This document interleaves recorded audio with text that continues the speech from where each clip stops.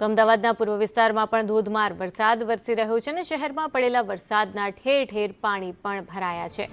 Rabari colony વિસ્તારમાં પણ વરસાદી પાણી ભરાયા છે। સોસાયટીના જે ગ્રાઉન્ડ છે એ પણ જાણે તળાવ બની ગયા હોય તેવું લાગી રહ્યું છે।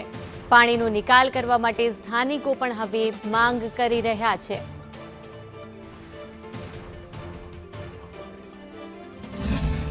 આ મારું ઘર છે એને અડીને જ પાણી ભરાઈ ગયું છે।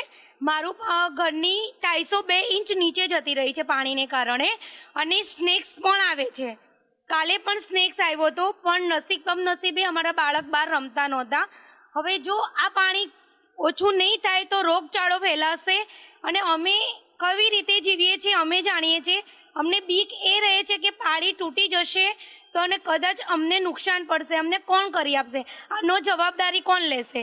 બને એટલું પાણી ખાલી કરાવો, કાં તો કંઈ ઘરમાં પાણી તો નથી આવતું પણ તળાવ અડીને અમારી પાડી છે તો હવે હા આવી શકે એનું કોઈ ગેરંટી નહીં, કારણ કે વરસાદને આપણે રોકી શકતા નથી। અમદાવાદ શહેરમાં પડેલા ધોધમાર વરસાદને લઈને હવે સોસાયટીની બહાર પણ વરસાદી પાણીના કારણે જાણે ચારે તરફ નજર કરો તો ગાર્ડનની જગ્યાએ તળાવ જોવા મળી રહ્યા છે। તો જ્યારે ખુલ્લા ક્રિકેટના જે ગ્રાઉન્ડ હોય છે, ખુલ્લા પ્લોટ હોય છે, ત્યાં ચારે એકોર પાણી જ પાણી, જાણે આખે આખું તળાવ પાણીમાં બની ગયું હોય તેવા દ્રશ્ય સામે આવે છે। આખે આખું જે ગ્રાઉન્ડ છે તે તળાવમાં ફેરવાઈ ગયું હોય તેવો આખું પાણીમાં ગરકાવ થયેલી હાલતમાં જોવા મળી રહ્યા છે। તો સોસાયટીના રહીશોએ પણ પારાવાર વરસાદમાં હાલાકીનો સામનો કરવાનો વારો આવી રહ્યો છે।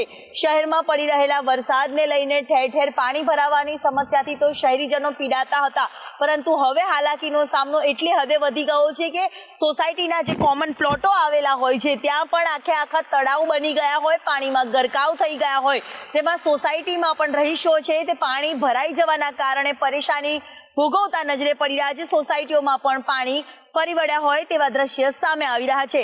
કેમેરામેન સંદીપ રાઠોડ સાથે દિવ્યા ચૌહાણ, સંદેશ ન્યૂઝ, અમદાવાદ।